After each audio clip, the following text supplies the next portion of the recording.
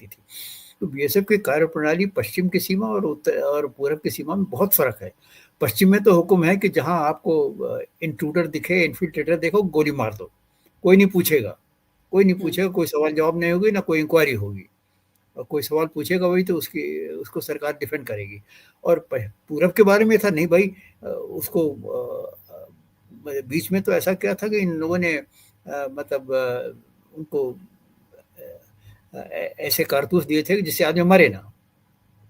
तो मतलब ये था कि इधर साइलेंट। पूरब में आदमी हुँ। मरना नहीं चाहिए, इसको भई आप धक्का देके निकाल दो। अब धक्का कैसे दें?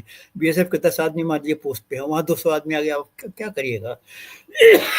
कहाँ से धक्का दीजिएगा? तो अब ये हुँ। सब बीएसएफ के सामने बड़ी भारी अपनी ज़िम्मेदारी को निभाने में भी बड़ी दिक्कत थी, क्योंकि सरकार की तरफ से एक सॉफ्ट ऑर्डर्स थे कि सब आप उनको बड़ी मतलब उनको समझा-बुझा के लौटा दीजिए, उनको धक्का दे के लौटा दीजिए, उन पे गोली मत चलाइए, उनको मारिए मत। तो इस वजह से भी बीएसएफ को दिक्कत हुई। अपना ये भी एक बड़ा भारी चैलेंज था कि आपने बीएसएफ को ऐसे तो इनको ट्रेनिंग तो दी जाती है शूट टू किल, पर अब आप यहाँ कह रहे हैं कि शूट ही मत करो, और शूट करो तो ऐसा करो कि उनको इंजर करो, उनको मरे ना। तो ये आदेश भी एक बहुत बड़ी दिक्कत थी बीएसएफ को अपने ड्यूटी को अंजाम देने में। फिर लैंड एक्विजिशन में दिक्कत होना, सब जगह फेंसिंग का खड़े ना हो पाना, ज़मीन फेंसिंग के लिए नहीं मिलना। फिर कुछ नदियाँ देखिए ऐसी हैं, कुछ नदियाँ ऐसी हैं जो बांग्लादेश से वेस्ट बंगाल की तरफ बहती हैं। अब इन नदियों में अब हम देखिए हम ज़मीन पर तो हम फेंसिंग लगा दें, अब नदी में हम क्या करें?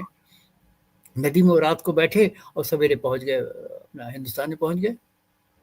तो ऐसी अब नदियों पे फिर भी बीएसएफ ने कुछ जाल-वाल डाला है, उसके लिए भी उन्होंने, और उनको बोट्स वगैरह दी गई हैं, पर अब कितना कितना सुरक्षा की जाए, बड़ी मुश्किल है।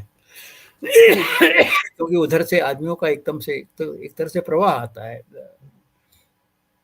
जी। तो खैर तो कम हो गया है, फेंसिंग लगने के बाद से बहुत कम हो गया है, पर फिर भी आदमियों का आना-जाना बंद तो नहीं हो रहा है। बीच में तो खैर